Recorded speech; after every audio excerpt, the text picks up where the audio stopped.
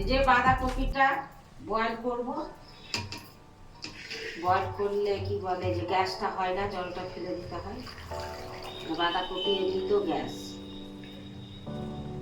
তারপরে জিরা, গোলমরিচ, ধনা, আর এটা লঙ্কা, আদা, লং, এলাচ, দারচিনি, আর এই যে মটরশুঁটি।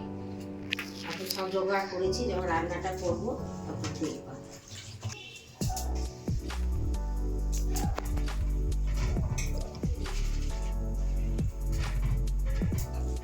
ভাপাবো ওটা, তাহলে বাঁধাকপিটা বসে যাবে নিচে।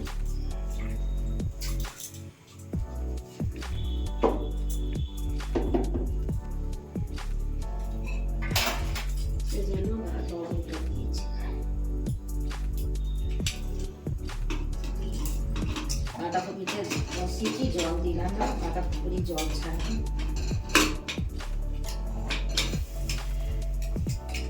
এলাচ, দারচিনি আর লঙ্কা থেতো করছি। আর বাঁধাকপিটা আর এক সিটি মারলেই হয়ে যাবে, 3 সিটিতে নামাতে হবে।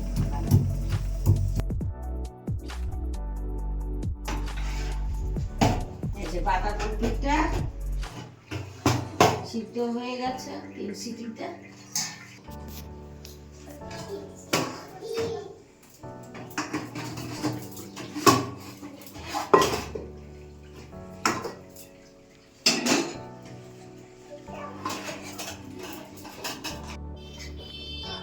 সরষের তেল দিলাম,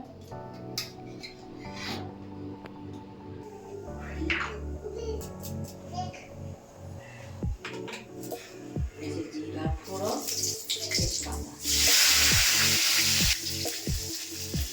মশলাটা দিয়েছিলাম না, ওই মশলাটা বাটা হলুদ আছে,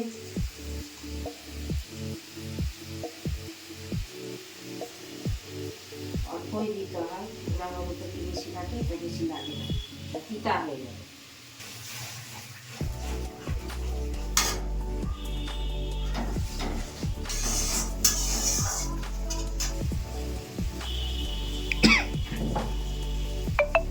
দিলাম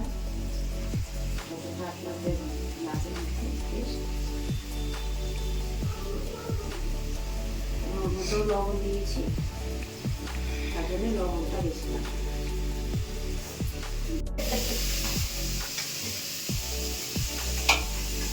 মশলাটা ভাজা হচ্ছে, আমাকে দিয়ে টমাটোটা কষাচ্ছি। টমাটোটা কষে যাবে, তারপর যে মটরশুঁটিটা দেবো, নাকটাকে দেবো। মটরশুঁটি দিলাম,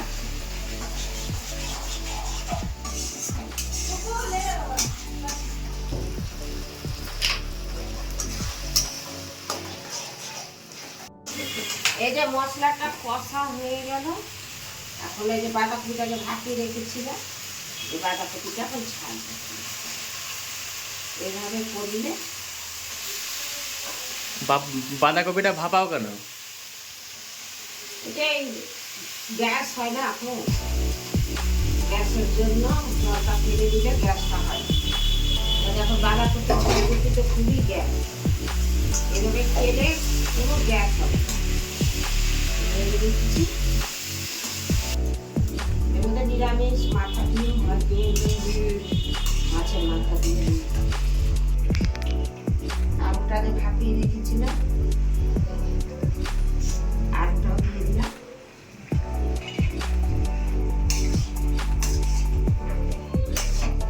আবার কাঁচা লঙ্কা, শুকনো লঙ্কা দিয়েও হবে ভালো, কাঁচা লঙ্কা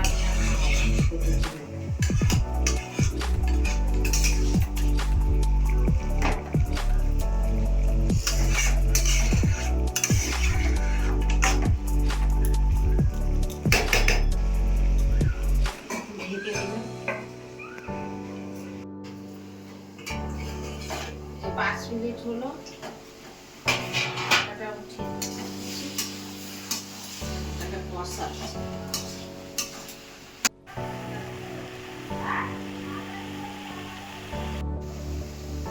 এখন কষানো হয়ে গেছে, সামান্য একটু জল দিব। জল দিতে হবে না, কেন এটা আগেই ভাতে হয়েছে।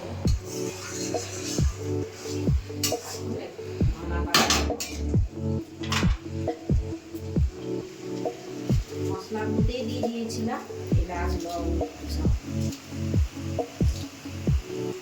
একটু চালিয়ে দিব।